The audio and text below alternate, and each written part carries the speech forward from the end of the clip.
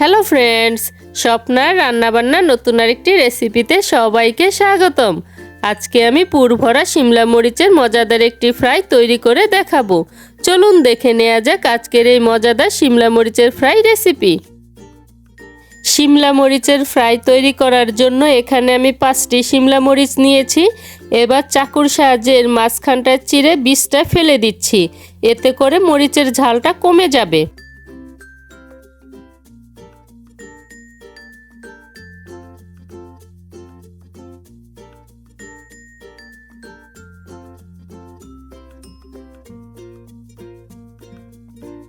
চামচের সাহায্যে এর ভিতরের বীজটা আমি সম্পূর্ণ ফেলে দিয়েছি, আর একই রকম ভাবে আমি সবগুলোই করে নিচ্ছি।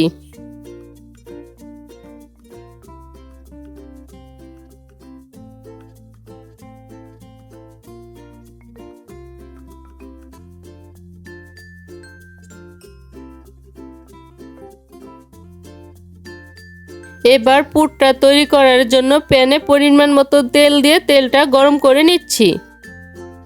তেলটা গরম হয়ে যাওয়ার পর এবার এর মধ্যে আধা কাপ পেঁয়াজ কুচি দিয়ে পেঁয়াজ কুচিগুলোকে হালকা করে ভেজে নিচ্ছি।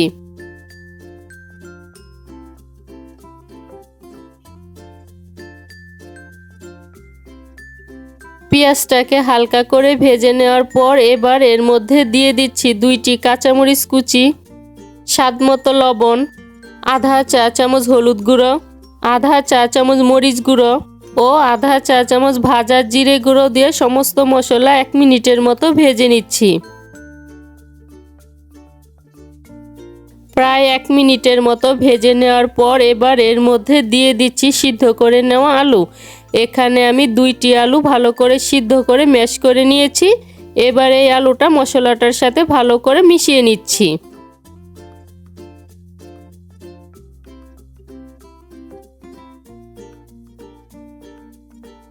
মশলার সাথে আলুটাকে ভালো করে মিশিয়ে নেওয়ার পর এবার এর মধ্যে দিয়ে দিচ্ছি 1/3 কাপ ক্যাপসিকাম কুচি ও আধা চা চামচ গোলমরিচের গুঁড়ো।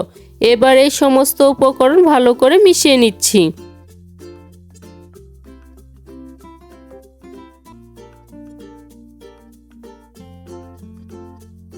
পুরটা আমার তৈরি হয়ে গিয়েছে, এখন নামিয়ে ঠান্ডা করে নিচ্ছি।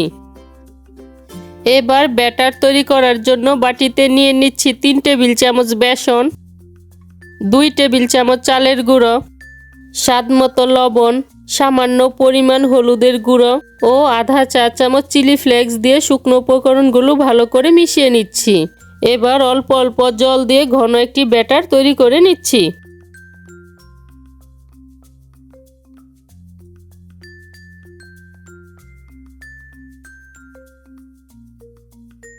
ব্যাটারটা আমার তৈরি হয়ে গিয়েছে, আর ব্যাটারের ঘনত্বটা ঠিক এরকম হবে। এবার এর মধ্যে আধা চা চামচ কালো জিরে মিশিয়ে এটাকে আমি এভাবেই 10 মিনিটের জন্য রেখে দিব।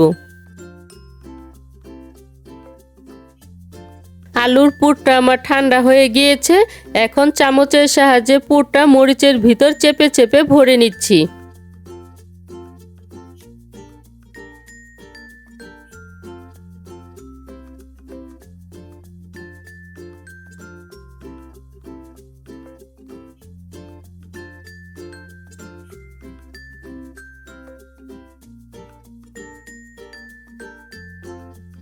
মরিচের ভিতর পুরটা আমার ভরে নেওয়া হয়ে গিয়েছে। এভাবেই আমি সবগুলো মরিচের ভিতর পুরটা ভরে নিচ্ছি।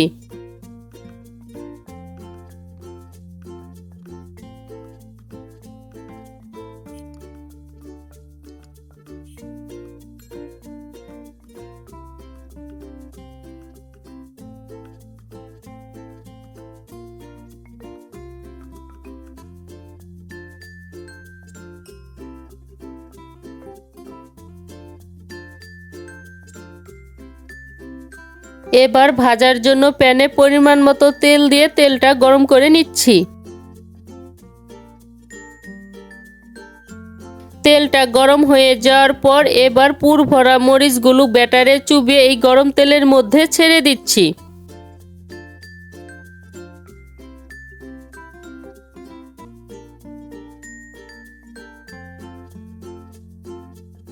এক পাশ পাশ ভাজা হয়ে যাওয়ার পর অপর পাশটা হওয়ার জন্য এগুলোকে আমি উল্টে দিচ্ছি।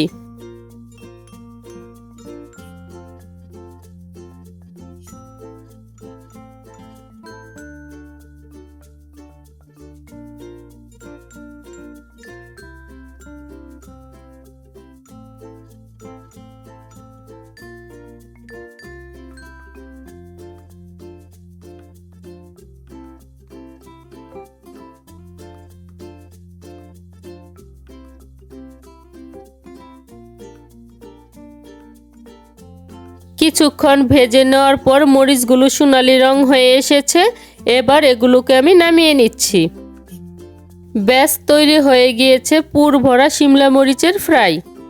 আজকের এই শিমলা মরিচের ফ্রাই রেসিপিটি যদি ভালো লেগে থাকে তাহলে স্বপ্নার রান্নাবান্না চ্যানেলটি সাবস্ক্রাইব করে পাশে থাকা বেল আইকনে প্রেস করতে ভুলবেন না। এতে করে আমি যে নতুন নতুন রেসিপি আপলোড করব সবার আগে নোটিফিকেশন আপনি পেয়ে যাবেন।